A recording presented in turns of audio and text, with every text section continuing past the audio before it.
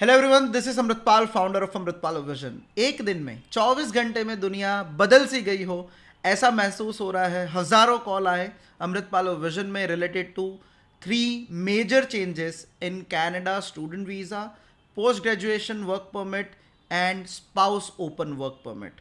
Mark Miller, immigration minister जो है IRCC के, उन्होंने कल बहुत इंपॉर्टेंट अपडेट्स दी है related to growing problems in Canada. सबसे बड़ा प्रॉब्लम है हाउसिंग, दूसरा है जॉब सस्टेन नहीं हो पा रहा है और स्टेबलाइज नहीं हो पा रहा है स्टूडेंट का इनटेक, और जो अवेलेबल हाउसिंग है और अवेलेबल जॉब्स है उसके लिए। जो ब्रैम्पटन के मेयर थे बहुत देर से पीछे पड़े थे कि इतने सारे बच्चे आ गए हैं, हाउसिंग नहीं है, लोग बेसमेंट्स में रह रहे हैं, 10-10 15-15 बच्चे एक बेसमेंट में जाके रह रहे हैं, जॉब क्राइसिस है, हाउसिंग क्राइसिस है, कुछ करिए। तो इमिग्रेशन मिनिस्टर मार्क मिलर ने बहुत इंपॉर्टेंट अपडेट्स और स्टेप्स लिए हैं इन सब चीज़ों को स्टेबलाइज करने में। लास्ट 6 महीने में कनाडा का नाम बहुत ख़राब हुआ। जॉब्स नहीं है, हाउसिंग प्रॉब्लम है, लोग बाहर रास्ते में रह रहे हैं, ब्रिज के नीचे रह रहे हैं, ऐसे बहुत सारे वायरल वीडियोस जो है हमने देखे। वो क्या प्रॉब्लम था?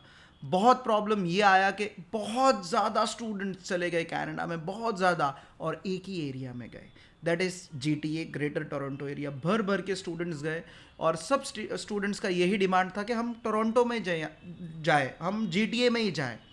तो अभी जीटीए में तो कम कॉलेजेस हैं, इतनी कॉलेजेस नहीं थी। फिर जो बाहर की कॉलेजेस थी, जो जीटीए के एरिया के बाहर की कॉलेजेस थी, उन्होंने क्या किया, छोटे छोटे जो प्राइवेट कॉलेजेस थे उनके साथ एक टाइप किया और अपनी सीट्स को बढ़ाया, और उधर के जो मेन दूसरे आउट ऑफ जीटीए के जो कॉलेजेस थे उन्होंने एंट्री करी जीटीए में, और अगेन हज़ारों बच्चे आए। बट उस हज़ारों बच्चों के सामने कनाडा का जो सिस्टम था वो हिल गया, हाउसिंग हिल गया। आपने देखा होगा कि जब भी बच्चे अपना सिन नंबर लेने जाते हैं, हज़ारों की तादाद में लाइनें लगती हैं, जॉब्स के लिए हज़ारों की तादाद में लाइनें लगती हैं।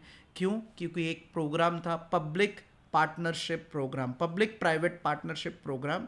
ये लाइसेंसिंग अरेंजमेंट, लाइसेंसिंग एग्रीमेंट था between public college and private college. जैसे कि एक एग्जांपल मैं आपको देता हूँ, जॉर्जियन एट आईलेक। जॉर्जियन एक गवर्नमेंट कॉलेज है, आईलेक एक प्राइवेट कॉलेज है। उन्होंने एक एग्रीमेंट किया कि जॉर्जियन के कोर्स हम लोग आईलेक में चलाएंगे जो है टोरंटो में। ऐसे ही कैम्ब्रियन कॉलेज है, बहुत सारी कॉलेजेस ने ऐसे एक अरेंजमेंट एग्रीमेंट, जो लाइसेंसिंग अरेंजमेंट किया प्राइवेट कॉलेजेस के साथ में, सो दैट वो बच्चे टोरंटो में बुला पाए, क्योंकि लास्ट 3 साल से सबको टोरंटो जीटीए में ही जाना था। इसीलिए ये प्रॉब्लम जो कनाडा में हुआ है, ये एक ही वजह से हुआ है कि बहुत सारे बच्चे उस एरिया में आ गए। दूसरा अपडेट जो उन्होंने दिया है सबसे इम्पॉर्टेंट, कि सिर्फ 3,60,000 बच्चे कनाडा जाएंगे पर ईयर 2024 एंड 2025, और ये 2 साल का टारगेट लिया है।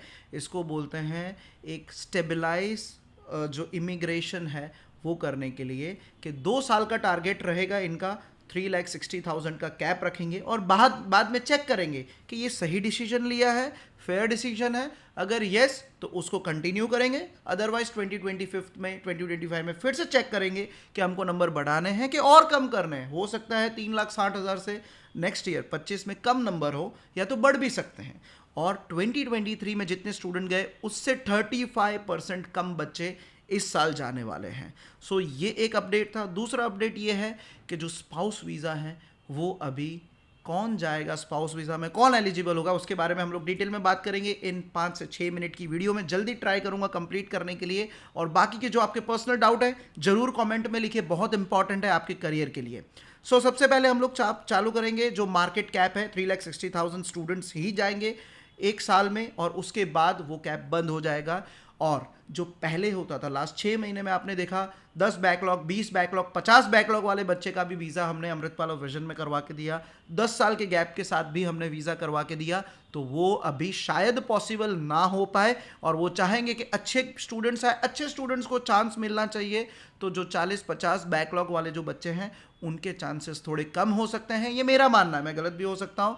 बट अगर 100 बच्चे हैं, 100 में से 150 एप्लीकेशन आई है, 150 एप्लीकेशन में से 100 एप्लीकेशन अच्छी है, जिनके कोई बैकलॉग्स नहीं है, जिनका कोई प्रॉब्लम नहीं है, एकेडमिक हिस्ट्री बहुत अच्छी है, उन्हीं को चांस मिलेगा, बाकी के 50 को नहीं मिलेगा। सो अगर 100 बच्चों की बात करो तो 100 में से अभी जो जा पाएंगे वो सिर्फ 75 है, और 75 में से भी जो अच्छे बच्चे हैं वो ही चांस मिलेगा, नहीं तो वो सीट वो दूसरों को देंगे। ये अभी का सिनेरियो है, कल का अपडेट ऐसा बोल रहा है। दूसरा उसके अंदर ये भी है कि अभी कैनेडियन इमिग्रेशन ये चाहती है कि सिर्फ बच्चे टोरंटो में ना आए, सिर्फ बच्चे जीटीए में ना आए, बच्चे दूसरी स्टेट्स में भी जाएं, दूसरे प्रोविंसेस में भी जाएं, जैसे कि न्यू फाउंडलैंड हो गया, लेब्राडोर हो गया, सास्केचुआन हो गया, जहाँ पर बच्चों की बहुत कमी है, लोगों की बहुत कमी है। वो चाहते हैं कि पूरे कैनेडियन प्रोविंसेस का इक्वली ग्रोथ हो, इक्वली इमिग्रेंट्स वहाँ पर आएँ। सो अभी जो 3,60,000 बच्चे हैं उसको डिवाइड करेंगे प्रोविंसेस में, और प्रोविंसेस डिवाइड करेगा डीएलआईस को, डेजिग्नेटेड लर्निंग इंस्टीट्यूट्स को डिवाइड करेगा। सो फॉर एग्जांपल एक प्रोविंस है XYZ, उसको मिले कि तुम 50,000 बच्चे बुला सकते हो, तो 50,000 बच्चे प्रोविंस का ये लुकआउट होगा कि ये 50,000 बच्चों को बांटना कैसे है। XYZ कॉलेज को इतने दे दो, XYZ यूनिवर्सिटी को इतने दे दो। सो ये अभी पूरा सिस्टम बनेगा।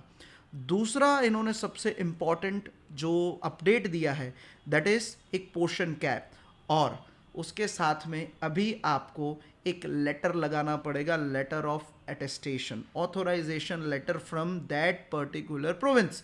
अभी तक क्यूबेक में हमने देखा कि ऑफर लेटर के बाद अटेस्टेशन लेटर लगता था, उसके बाद वीज़ा एप्लीकेशन लगता था, और अटेस्टेशन लेटर आने में 1 महीना लगता था। और अभी आप देखो 3,60,000 बच्चों को अटेस्टेशन लेटर चाहिए होगा, तो अगेन उनको ये पूरा सिस्टम डेवलप करना पड़ेगा। इतने बच्चे, इतने लोग, इतने एम्प्लॉयज़ नए हायर करने पड़ेंगे एक प्रोविंस को ये लेटर देने के लिए। सो पहले जैसा ऐसा होता था कि 2 दिन में ऑफर लेटर आया, अगले दिन वीज़ा फाइल रख दो, अगले दिन फीस भर दो, और 7 दिन में वीज़ा फाइल रख दो। अभी वो सिस्टम नहीं रहेगा। अभी ऑफर लेटर आने के बाद आपको अटेस्टेशन लेटर एप्लीकेशन करना पड़ेगा प्रोविंस में, वो देंगे, उसके बाद हमको वीज़ा फाइल करना है। ये बहुत इंपॉर्टेंट अपडेट है, और ये डेडलाइन इमिग्रेशन मिनिस्टर ने, मार्क मिलर ने, हर प्रोविंस को ये डेडलाइन दे दी है कि भाई 31 मार्च से पहले ही पूरा प्रोसेस बना लो, पूरा आपका सिस्टम रेडी कर लो, और 1 अप्रैल से हमको ये ऑथोराइजेशन लेटर चाहिए।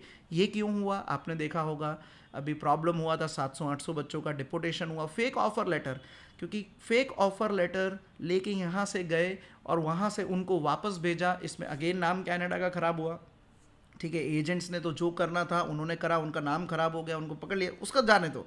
बट इसमें सबसे बड़ा नाम किसका खराब हुआ? कनाडा का, क्योंकि उनके पास ऐसा सिस्टम नहीं। बाकी कंट्रीज़ में ये सिस्टम है। जैसे हम यूएस में बात करें, यूएस में ऑफर लेटर आता है, फिर आपका I-20 आता है इमिग्रेशन से, और उसके बाद आपको इंटरव्यू लेना होता है। सो ये बहुत इंपॉर्टेंट चीज़ है। एक सिस्टम में लूप होल भी बोल सकते थे कि कॉलेज ने ऑफर लेटर दिया, फीस भरा, एप्लीकेशन करो, काम ख़त्म, उसका कोई ट्रैकिंग नहीं होता था कि ये जेन्युइन लेटर है या नहीं है। सो अभी से ये ट्रैक गवर्नमेंट के पास रहेगा कि XYZ कॉलेज ने ये ऑफर लेटर दिया और इसको मैं लेटर ऑफ अटेस्टेशन देता हूँ कि ये जेन्युइन ऑफर लेटर है, तो फ्रॉड के चांसेस ऑलमोस्ट ना के बराबर हो जाएंगे। इसीलिए ये बहुत इम्पॉर्टेंट स्टेप है, और आपके लिए भी अच्छा है और आपके करियर के लिए भी अच्छा है कि लेटर ऑफ अटेस्टेशन जाएगा, मीन्स आपका डॉक्यूमेंटेशन भी जेन्युइन है, आपका कॉलेज भी जेन्युइन है, और आपका ऑफर लेटर भी जेन्युइन है। नेक्स्ट अपडेट है that is post graduation work permit. बहुत इंपॉर्टेंट अपडेट।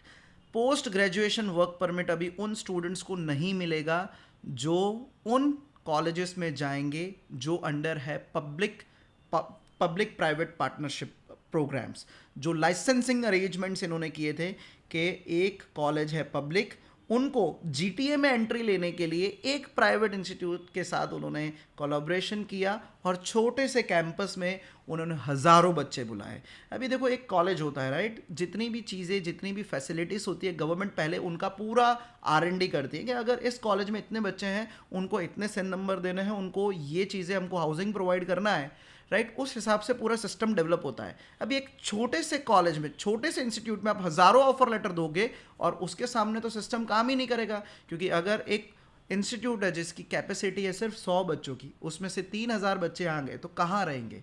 और हर चीज़ें टाइम टू टाइम डेवलप होती है, हाउसिंग भी टाइम टू टाइम डेवलप होता है, जॉब्स भी टाइम टू टाइम डेवलप होती है।